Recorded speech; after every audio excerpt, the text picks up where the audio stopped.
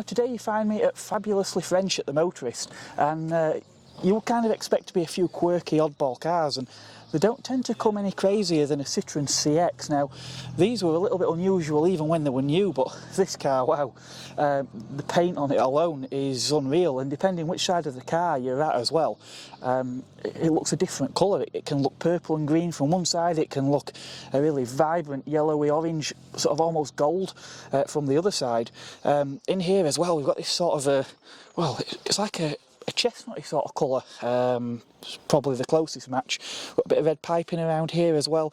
This incredible one single spoke steering wheel that Citroens were known for at the time, with turbo in the middle there, which looks brilliant. I think this might be a later car because the gauges look quite conventional. I know some of the early cars were a bit the instruments were a little bit more unusual. We have got these pods to the sides of the instrument cluster though, for your sort of your horn and your lights, wipers, that sort of thing, which is a little bit unusual to most, but in Citroen terms it's quite normal. We've got this sort of centre console up here as well. Oh, we've got a switch there with a red cap over the top. I wonder what that's for. Switches like that always look a bit more interesting, don't they? But yeah, this leather interior is so comfortable. The French really do interiors very, very well, or they certainly did back in the day. So it's quite a special car to start with, being a BX GTI, but as you can see under the bonnet here behind me, this one's anything but standard. This one's actually got direct port nitrous as well, so I'm told this one has been putting out somewhere in the region of about 350 to 400 horsepower. Do love those shiny bits as well. Marvellous.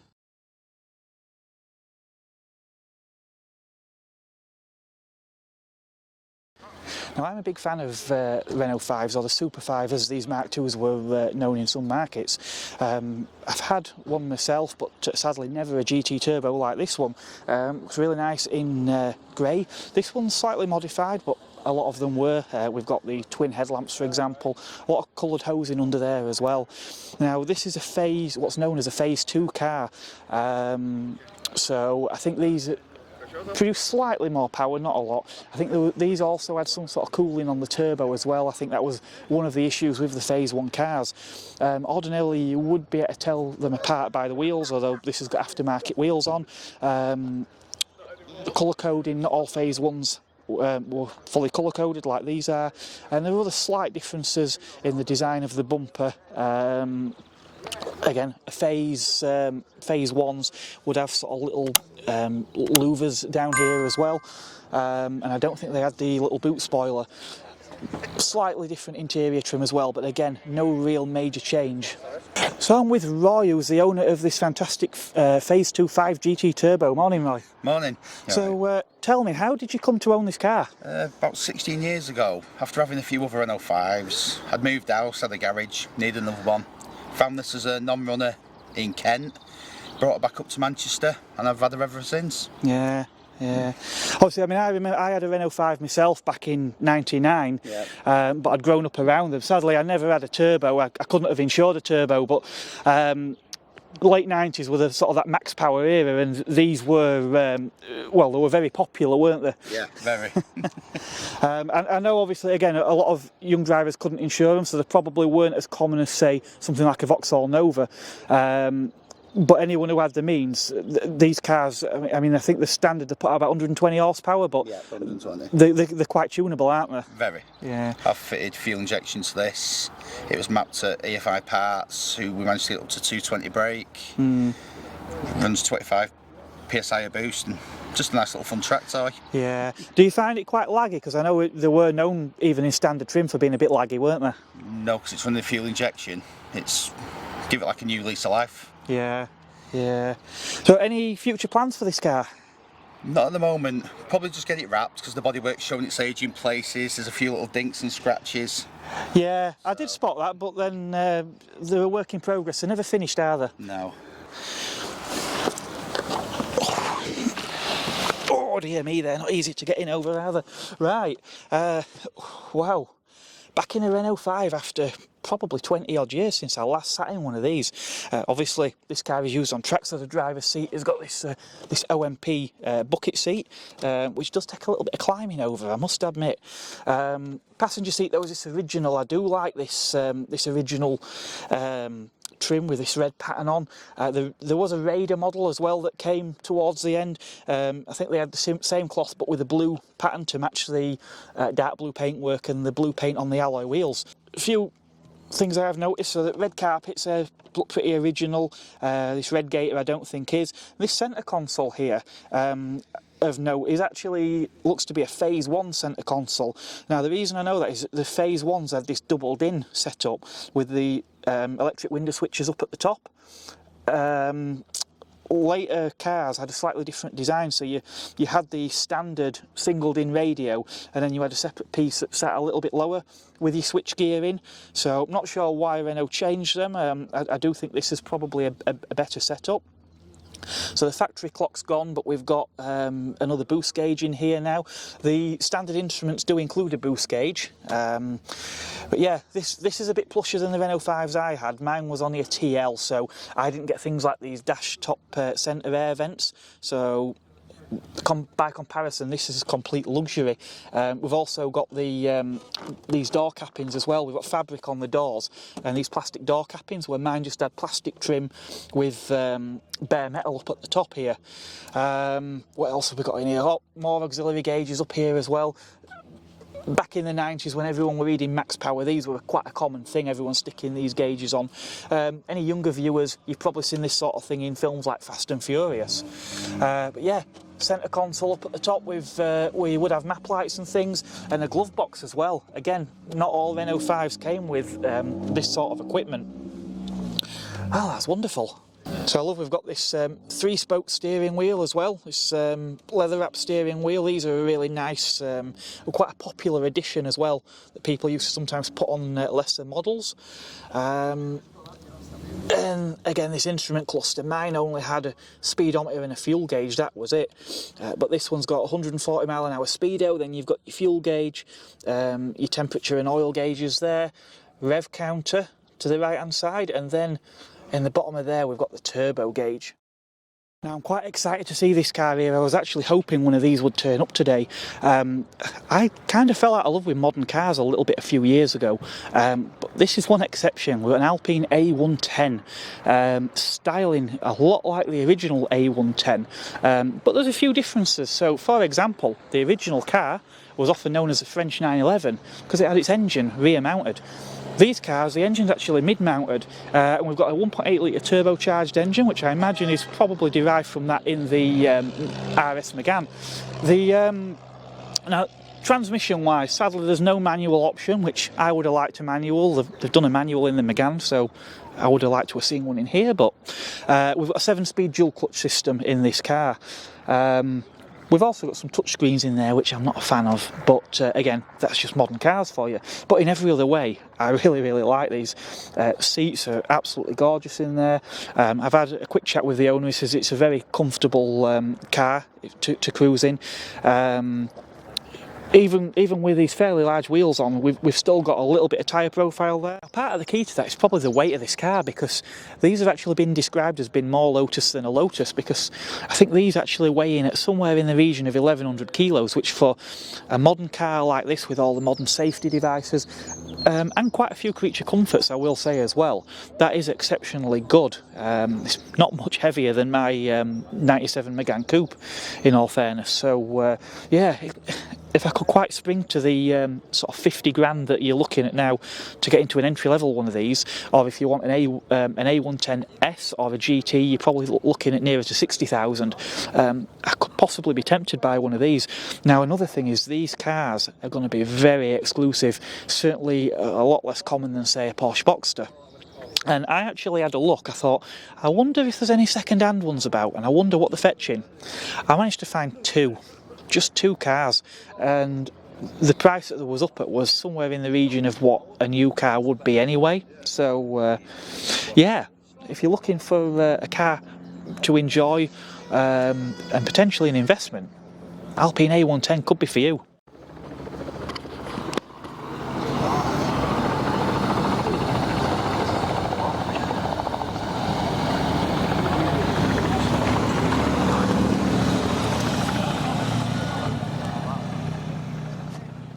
wouldn't be a French car event without a couple of RS models. Here we've got two Mark III Renault Clio RS's, matching pair here in this nice blue colour. I do like that very, very much.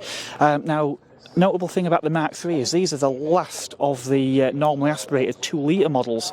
So 190 odd, sort of just shy of 200 horsepower, I think these put in standard tune. Obviously, when the Mark IV came along, they went onto a 1.6 turbocharged engine, so yeah, things changed a little bit after that. Small hot Renaults are always a bit of fun, and I do recall actually Jeremy Clarkson on Top Gear testing a Renault Sport Twingo 133 many years ago, and actually having quite a lot of fun with it, sliding it about, doing a bit of damage, and famously driving it, trying to jump onto a ferry and landing in the water. Or so we're led to believe anyway. The RS model was a great car because it was actually quite cheap. I think about £11,500–12,000, depending whether you had a normal one or one with a cup chassis. Exceptionally good value. Not the most modern car, shall we say. The interior probably a bit flaky, but excellent value for money. Now, they did actually add a special version, the Gordini RS Twingo, like these two I've got here behind me. Really nice with the blue and white. This first one has got the white stripes across the bonnet as well. Now, these cars from memory were a bit more expensive. I remember sitting in one in a showroom when they was new, and I'm sure there was about £14,000. If you know any different, do let me know in the comments. Now, for that extra money, like I say, you got this blue paint with this white trim. You also got a leather interior in this car as well, which does help lift the car a little bit over what they were. Whether it were worth the extra £2 or £3 grand over the top or not, well, I'll have to let you be the judge of that. But yeah, really interesting, fun little cars. So this Renault Wind is owned by David here. Now, we're at a French car event, and you can't get more authentic than actually having a French car owned by a Frenchman. Yes, absolutely. I'm feeling privileged. I think I am the only one here, which is a bit ironic, but, you know, born French, always French. And you were telling me you bought this car back end of last year? Yes, October time, so just in time to have the roof up all the time. And now the weather is nicer, and I can fully benefit from the roof down. And it's absolutely nice to drive. It's perfect. Love it. An hour and a half driving it. I think I will do it again. And what attracted you to this car in the first place, David? Well, to be fair, I wanted to import a Twingo Mark I back to the UK, but it was just too complicated paperwork, so I was looking for another project. And I saw one in the street one day, and I thought, I have no idea what this thing is. And turns out they are very cheap, they are very reliable, they are very rare. They were only built between 2010 and 11, and there aren't that many, so I thought, yeah, feels a bit like me, so I'm gonna have one. And these cars have the Twingo RS, the 133 horsepower 1.6? Yes, you have the 1.2 100 horsepower turbo, and you have the 1.6 normally aspired, which is the Twingo Mark II engine. So it takes a bit longer to get there, but you will go just a bit further, up to 71. Excellent, excellent. Well, I'm glad you're enjoying the Wind, David. Thank you very much. Thank you very much. And if you notice, the Alpine looks eerily similar to the Wind. I feel that I'm practically driving an Alpine behind. Excellent, excellent. Well, merci. De rien, merci. Au revoir. So here I am in the Renault Wind. Seats are quite nice and hugging, I do like that very much. But yeah, as I say, Twingo derived, but you do sit quite low in this, very low, feels very sporty. Roofline, yeah, just about, windscreen's just about above my head. Yeah, radio position and things, you can tell it's Twingo derived there. The instruments are quite nice, I do like this rev counter with the yellow font, that looks quite nice. Yeah, and I also noticed as well on these doors, we've got these little leather pull straps, that's nice. This shape here reminds me a little bit of my Megane Coupe. I do like that shape. Also reminds me a bit of a Lamborghini Miura. So yeah, not the biggest of cars, it is a strict two-seater, but yeah, very good. And the roof as well, you've got this hard top. It's incredible, it flips. into the boot area, so it's actually incredibly quick and such a simple idea. Why more manufacturers can't make that work? Yeah, really good.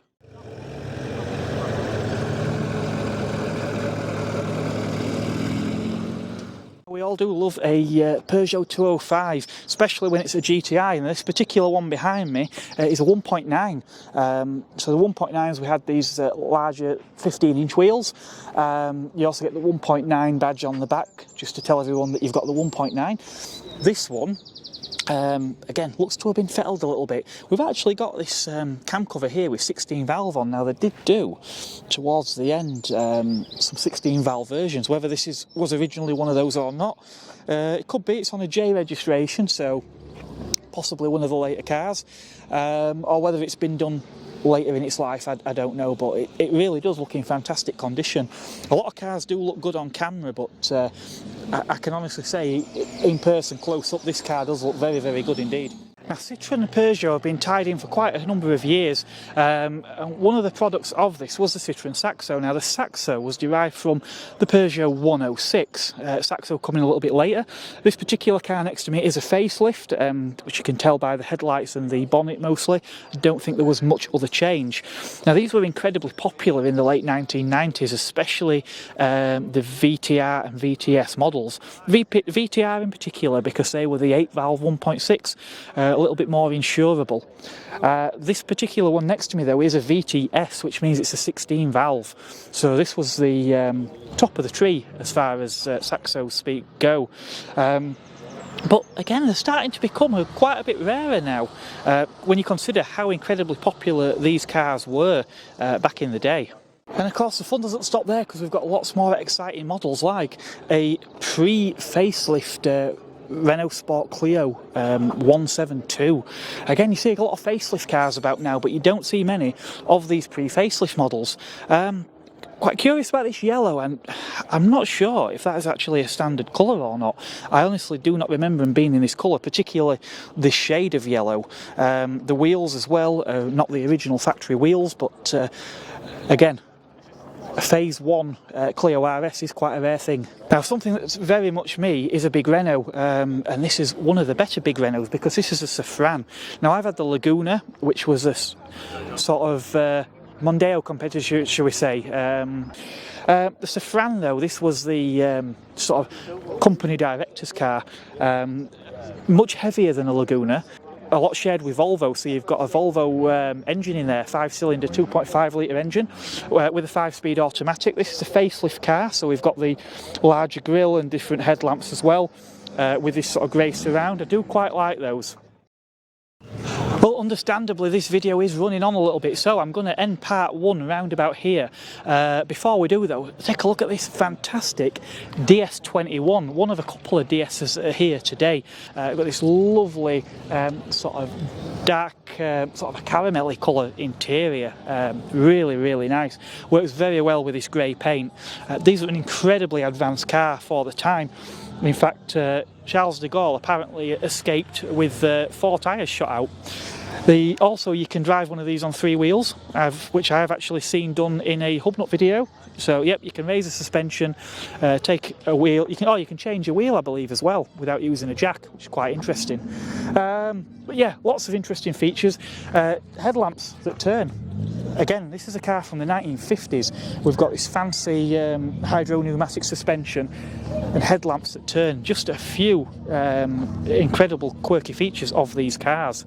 But as I say, we're going to call this one here. Make sure you tune in for part 2, because we've got more stuff coming up, some really special cars, including where I get to sit in and start a 5 Turbo 2, so you're definitely going to want to tune in for that one. If you haven't already, make sure you hit that subscribe button and the bell notification so you see when that video goes live. Until then, it is goodbye from me.